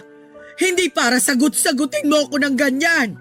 Ate Susan, bakit mo naman bigla yan naisip? Kung kailan malapit ka ng graduate? Wala ka na doon, no? Masyado kang maraming tanong. Tama ang kapatid mo. Bakit din biglaan ang pag-alis mo sa bahay natin, anak? Sabihin mo, ano ba kasing nangyari? Alam niyo, nakakainis na kayong dalawa eh. Kung makatanong kayo, akala nyo naman malaking krimen yung gagawin ko. Hindi ba pwede na gusto ko nang bumukod at magsama na kami ng boyfriend ko? Hindi ako naniniwala na yun lang ang dahilan mo. Kilala kita, may pagkasinungaling ka. Anong sinabi mo? Sabi ko, may pagkasinungaling ka. Totoo naman eh, maraming beses ka nang nagsinungaling kay nanay. Pinagbibigyan ka lang niya kasi paborito ka niyang anak. Pwede ba, Vito? Manahimik ka na lang muna dyan. Hindi naman to tungkol sa'yo eh. Tungkol to sa ate mo. Kaya wag ka na munang sumubat-sabat dyan. Kaya ka hindi paborito ni nanay kasi masyado kang trying hard. Hindi ako trying hard. Trying hard ka? Pwede ba? Manahimik na nga kayong dalawa. Yang anak niyong pagsabihan niyo, Nay. Masyadong mayabang eh. Wala namang pinagmamayabang. Bakit ikaw? Anong pinagyayabang mo? Sige nga. Ayaw mong tumigil ah. Nasaan na ba yung kawali, mga linti kayo? Habang tumatagal masyado kang nagiging epal eh. Ikaw nga, akala mo kung sinong spoiled brat? Talaga lang ah. Sinabi ng tumigil na kayo! Sige, sa susunod na marinig ko pa yung bangayan ninyo, ihahampas ko na sa mga pagmumukha nyo ang kawaling to. Kaya mas lalo kong gustong umalis sa pamamahay na to eh. Sawang-sawa na ako sa pagiging diktador nyo. Ako pa rin ang nanay nyo, kaya karapatan kong diktahan kayo. Hindi nyo na magagawa yun dahil ayoko nang tumira sa pamamahay na to kasama kayo. Ayokong palakihin na magiging anak ko rito. Ano ka mo? Sinasabi ko na nga ba, buntis ka ate! Oo, buntis nga ako. Kaya hayaan nyo na kami magsama ng boyfriend ko. Papa Dudut, doon ko lang nakitang umiyak ng husto ang nanay namin dahil sa desisyong umalis ni Ate Susan. Pakiramdam ko ay nawala lahat ng galit at tampo ko sa nanay ko noong nagmakaawa siya kay ate na huwag kaming iwanan. Yung pakiramdam ko noong mga panahong yon ay para bang naninikip ang dibdib ko sa haguluhol ng nanay ko. Kaya nga hindi ko na rin napigilang magmakaawa sa ate ko na huwag niya kaming iwanan. Pero naging bingit bulag si Ate Susan sa pag-iyak at pagmamakaawa namin ni nanay. Sinabi niya na nasa tamang edad na siya para magdesisyon sa sarili niya at gawin ang kagustuhan niya. Tinuloy niya pa rin ang pag-alis at pakikisama sa boyfriend niya. Ang balita namin, umuwi raw sila sa probinsya ng lalaki sa Albay, Bicol. Pero pagkalipas ng 1.5 taon ay nagulat na lamang kami ni nanay nang sumulpot sa bahay si Ate Susan. Dala ang anak niya upang ipaalaga sa nanay namin. At doon nga niya sinabi sa amin ang nangyari sa kinakasama niya, Papa Dudut.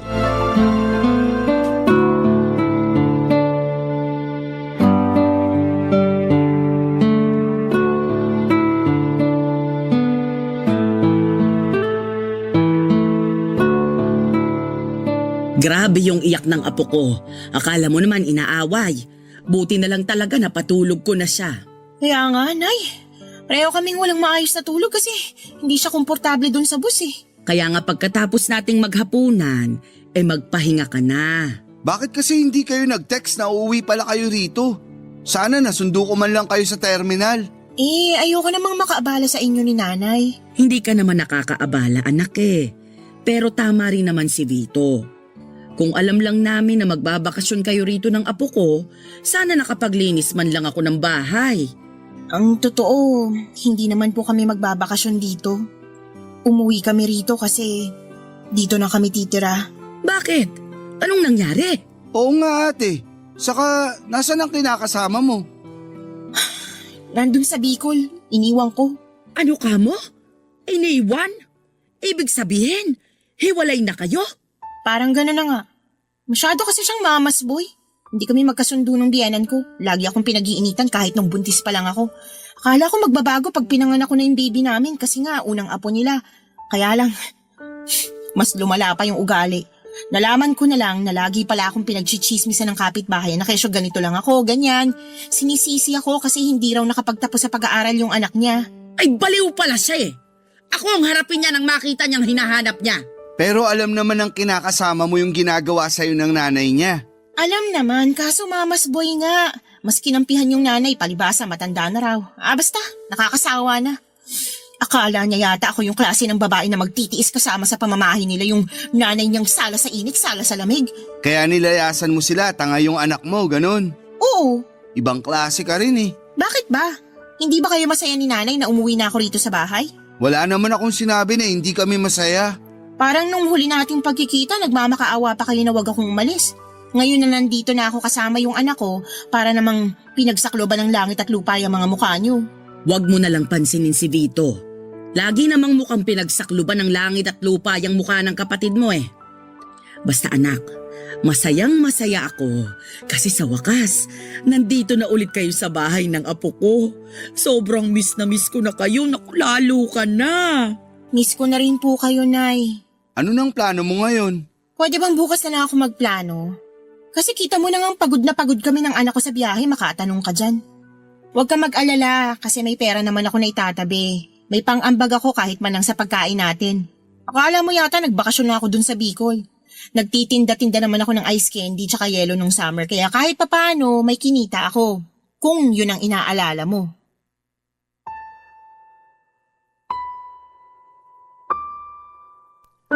Papa Dudut tuwang-tuwang nanay dahil sa pagbabalik ng ate sa bahay kasama ang kanyang anak. Hati naman ang pakiramdam ko dahil para sa akin ay may atraso pa rin siya sa amin. Paano niya naatim na umuwi sa bahay at umastang hindi kami iniwanan noong araw? Ni hindi nga siya nagsorry sa pag-alis niya at ewan ko ba naman sa nanay ko kasi nagawa niya pa rin patawarin kagad ang ate ko. Doon ko na nga napatunayan na talagang paborito niya ito. Hindi nga nagtagal ay nag-decide si Ate Susan na maghanap ng trabaho kaya kinausap niya si nanay na sa kanya ipagkatiwala ang anak niya para alagaan. Kaya nga kinailangang tumigil ng nanay sa pagtatrabaho niya sa factory para matutukan ang kanyang apo. Nang mga panahong yon ay graduate na rin naman ako sa kolehiyo kaya naghahanap na rin ako ng trabaho. Hindi nga nagtagal ay nakapasok ako sa isang private company sa Quezon City bilang auditor. Nakapasok naman si Ate Susan bilang quality control inspector sa isang planta sa Pasig. Simula noon ay dalawa na kami ng ate ko ang naghahanap buhay kaya lang ay napansin ko na hindi siya patas. Lalo na sa mga hatian namin ng gastusin sa bahay. Minsan ay hindi siya nag-aambag. Kaya madalas kaming kapusin. Bukod doon, Papa Dudut ay nagbubuhay dalaga na ang kapatid ko at tuluyan ng pinaubaya sa nanay namin ang pag-aalaga sa kanyang anak. Bagay na labis kong kinakainis, Papa Dudut. Ang lagi niyang dahilan ay malungkot siya dahil sa nakaraan. Barangay Love Stories. Barangay Love Stories. Papa Dudut, dahil sa pagbubuhay dalaga ni Ate Susan ay lagi kaming nagtatalo tungkol sa hindi niya patas na pagbibigay ng pera kay nanay para sa mga gastusin sa bahay. Kaya lang lagi akong pinagsasabihan ng nanay namin na unawain ko na lamang ang ate ko dahil nga meron itong pinagdaraanan. At may anak na rin naman ito na ginagastosan. Sa totoo lang ay inis na akong unawain si ate dahil paano naman ako? Lagi na lang damdamin niya ang mahalaga, paano naman ang sa akin? Nagdaan ng 3 buwan na balitaan namin na umuwi raw sa kainta ang tatay ng anak ni Ate Susan para kausapin siya at suyuin na makipagbalikan sa kanya. Ayaw nga ni nanay na magkabalikan sila matapos ang nangyari sa kanila sa Bicol. Kaya lang ay hindi naman namin hawak ang pag-iisip ni Ate Susan. Sa huli ay nagkapatawaran sila ng kinakasama niya at nagdesisyon na mag-live-in ulit, Papa Dudut. Dahil doon ay nagalsabalutan ang kapatid ko at naulit na naman ang senaryo noon kung paano niya kami iniwan ni nanay, Papa Dudut.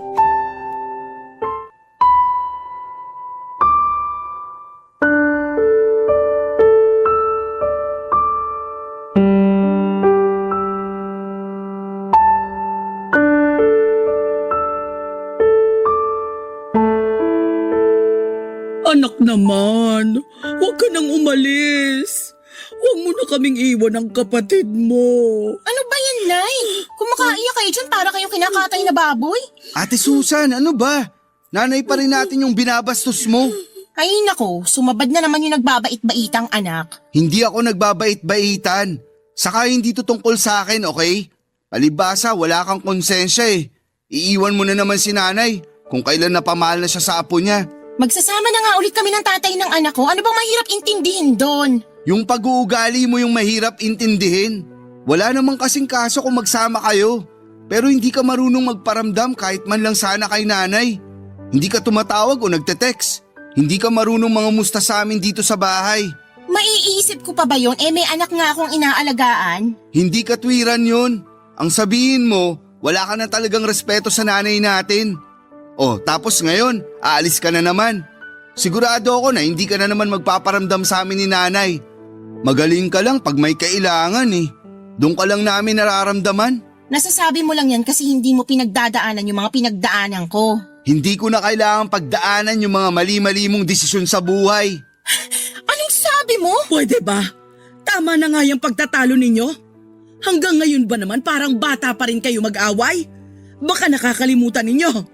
Magkapatid kayo. Si Vito yung pagsabihan nyo, Nay. Siya lang naman yung masyadong epal eh. Akala mo kung sino makapagsalita porque mas malaking kinikita? Hindi ako nagmamalaki sa'yo. Saka pinagtrabahuan ko lahat ng meron ako. Sus, ngayon lang yan. Mawawala rin yung yabang mo. Tumigil na nga kayo. Huwag na kayong mag-away. Naririndi na ako sa mga boses ninyo. Kung gustong umalis ni ate, hayaan nyo na lang, Nay. At bakit ko gagawin yon? Ayoko ngang mawala ang ate mo. Ayoko ring mapalayo sa apo ko. Tigilan nyo na nga po yung pagiging madrama nyo. Hindi naman kami titira sa ibang bansa. Dito pa rin kami sa Pilipinas. Malayo nga lang sa bahay natin.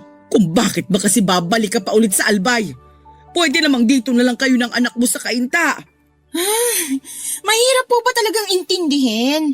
Gusto nga ng kinakasama ko na doon na kami tumira. Plano na rin namin magpakasal at bumuo ng sarili naming pamilya. Kung tungkol naman doon sa nanay niya yung inaalala nyo, naisip ko, tama rin naman siya nung nag-usap kami. Pwede ko pa rin naman bigyan ng isang pagkakataon yung nanay niya. Tsaka magulang pa rin siya ng tatay ng anak ko kaya dapat ko pa rin siyang respetuhin. Nakakatawa na. Marunong kang rumespeto sa ibang tao, pero hindi sa sarili nating nanay. Tumawa ka lang hanggang gusto mo pero hindi nyo na mababago yung desisyon ko. Anak naman eh. Huwag ka nang umalis. Huwag mo akong iwanan. Vito, anuhin mo nga yung nanay mo? Masyadong clingy, nakakainis. Hayaan nyo na lang pong umalis si ate. Total, hindi na rin naman tayo mahalaga sa kanya. Ayokong umalis ang ate mo. Ayokong magkalayo kami uli. Papa Dudut, sa ikalawang pagkakataon ay iniwan kami ni Ate Susan. Umalis siya nang hindi man lamang lumilingon sa umiiyak at nagmamakaawa naming nanay. Galit ako sa kanya, Papa Dudut, dahil sa pananakit niya sa nanay namin. Napakawalang respeto niya para magdesisyon ng ganon na lamang. Sa totoo lang ay malungkot din naman ako sa pag-alis nila ng pamangkin ko. Pero mas nanaig sa akin ang pagkadismaya sa kanya. Yung pagkakataon na yun pala ang huling beses na makikita namin sila ng buhay dahil pagkalipas ng 3 araw ay nalaman naming na aksidente ang bus na sinasakyan nila ng pamilya niya. Hindi matanggap ng nanay ang nangyari kay Ate Susan at sa apo niya. Labis-labis naman ang pagsisisi ko dahil hindi ko pa piniling makipagkasundo sa sarili kong kapatid ng mga panahong may pagkakataon pa sana. Hindi nyo rin naman ako masisisi at hindi kasi talaga kami lumaking malapit sa isa't isa. Kaya nga humingi talaga ako ng tawad sa harapan ng kabaong niya at nangako na hinding-hindi ko pababayaan si nanay habang nabubuhay ako. Mabilis na nagdaan ang 1 taon. Nagsunod-sunod ang pagkakasakit ni nanay hanggang sa makitaan siya ng maagang sintomas ng demensya at tuluyan na ngayong lumala at magprogreso sa paglipas ng mga taon. Pero Papa Dudut, hindi ko sinukuan si nanay. Hindi ko siya iniwanan. Nanatili ako hanggang sa mga huling sandali niya para ipaalala sa kanya na mahalaga siya sa akin at kung gaano siya kaimportante. At syempre, kung gaano ko siya kamahal.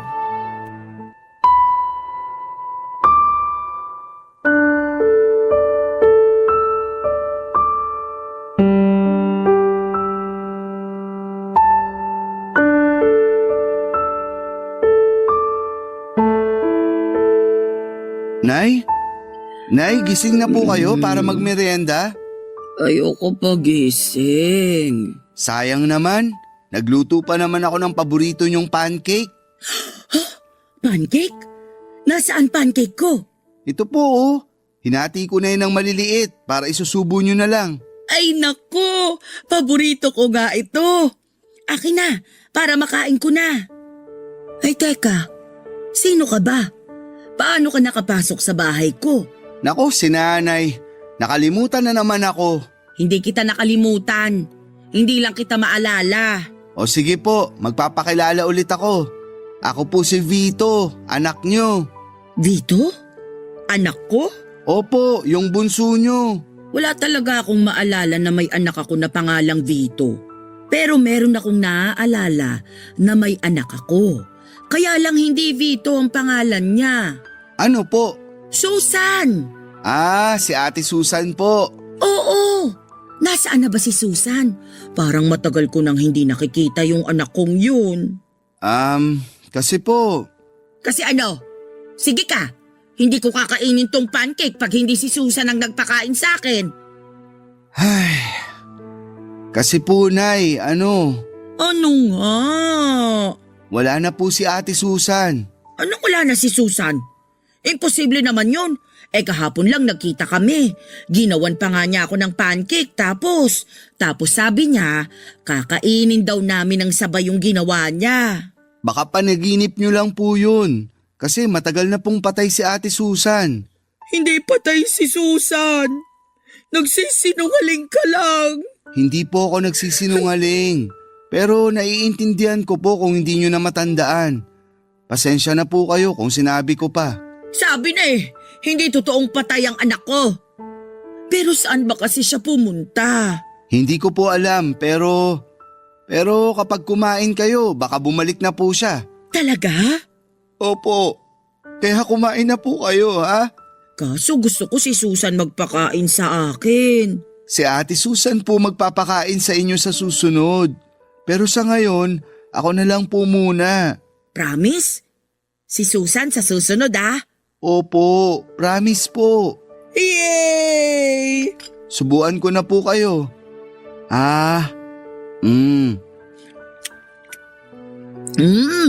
Sarap talaga ng pancake. Kumain lang po kayo ng marami para matuwa po si ate pagbalik niya. Sige. Gusto ko kasi matuwa sa akin yung anak ko Kaya nga po. Ikaw, kaninong anak ka? Sa inyo po. Wala talaga akong matandaan na may anak akong kapangalan mo. Pero, sige, simula ngayon, anak na kita. Ampunin na kita Magiging nanay mo na ako. Sige po, simula ngayon, anak niyo na ako. Ayan, para kahit wala pa si Susan, mayroon naman akong anak na kasama ko. Salamat, Vito Salamat sa pag-asikaso mo kay nanay. Walang anuman po. Mahal na mahal ko po kayo. Mahal na mahal din kita. Kayo ng Ate Susan mo. Papa Dudut, iyon ang mga huling sandali ng nanay kapiling ako. At pagkalipas lang ng 1.5 buwan ay tuluyan na siyang kinuha sa akin ng Panginoon.